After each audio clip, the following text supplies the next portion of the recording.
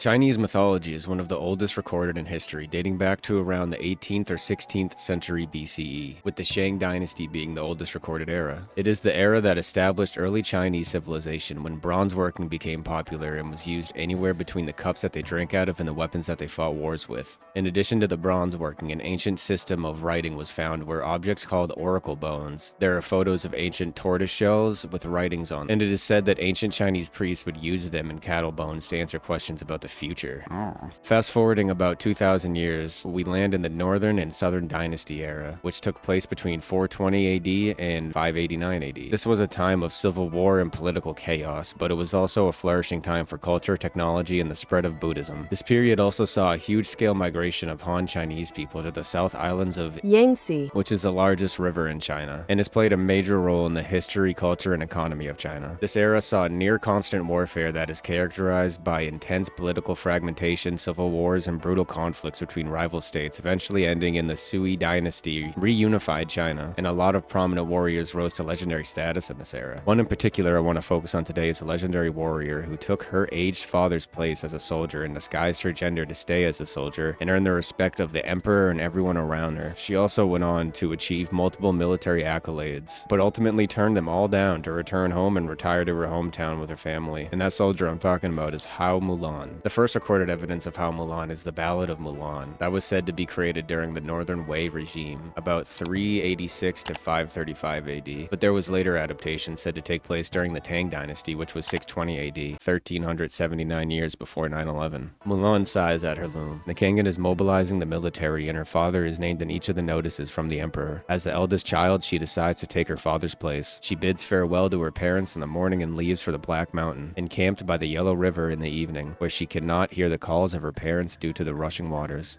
Only the sounds of the barbarians' cavalry in the Yan Mountains, night air, and the moonlight reflects off her metal armor. 100 battles take place, and generals die. After the 10-year campaign, the veterans return to meet the Son of Heavens, enthroned in the splendid palace, who confers promotions in rank and prizes of hundreds of thousands. He asks Mulan what she would like. Mulan turns down the high-ranking position in the Shang Shulong and the central government, and asks only for a swift mount to take her back home. Her parents, upon hearing her return, welcome her outside their hometown. Her elder sister puts on her finest dress. Her younger brother sharpens the knife for the swine and the sheep. Mulan returns to her loom, as if nothing happened. She combs her hair by the window before the mirror fastens the gold-yellow flowers. Her comrades are shocked to see her. For 12 years of their enlistment together, they had never once realized that she was a woman.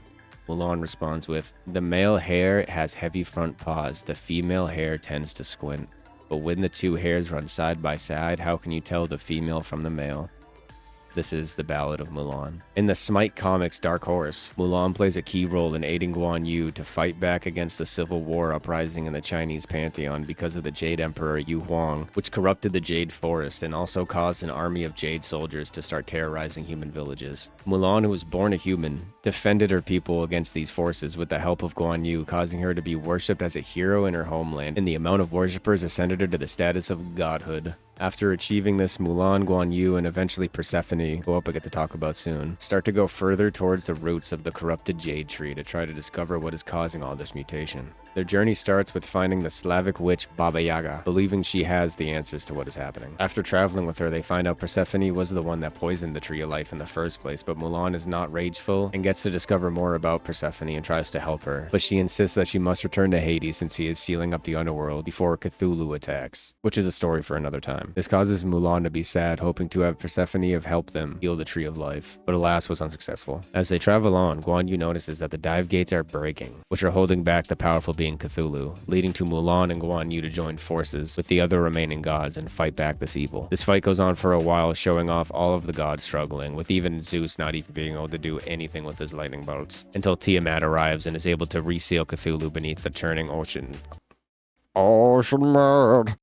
Until Tiamat arrives and is able to reseal Cthulhu beneath the churning oceans of reality, restoring Cthulhu back to his eternal slumber. I'm gonna have to do an actual lore video for this shit, because this is it's ridiculous. I don't think it doesn't make sense, and that's what I don't know. And that leads me on to Mulan's kit in-game, which I'm going to be focusing on Smite 2's. Mulan's passive, Training Arc, upgrades her abilities the more you do damage with them.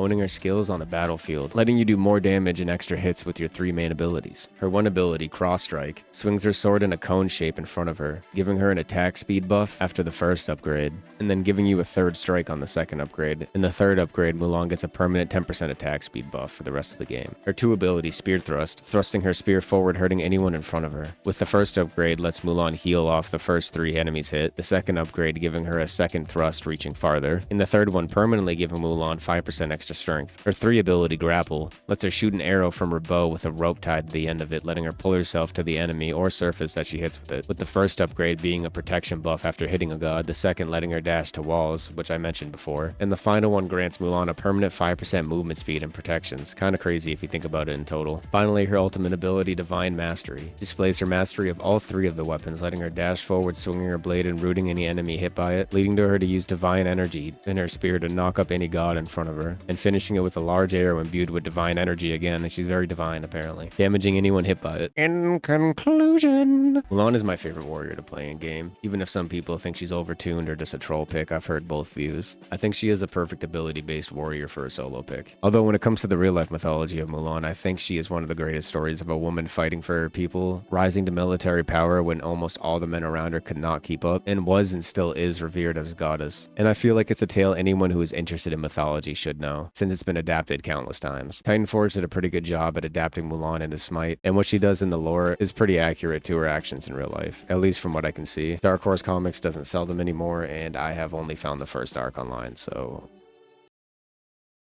thanks for watching. Please leave a like, comment, and subscribe if you want to see any more of what I'm going to post in the future. It's going to be more stuff like this, mostly. Oh, and also, my Twitch channel is in the bottom. I have a schedule up now, so you can actually see when I'll be live if you're interested in seeing me go there. I play a lot of Smite and other MOBAs, and basically anything, really. Alright, bye!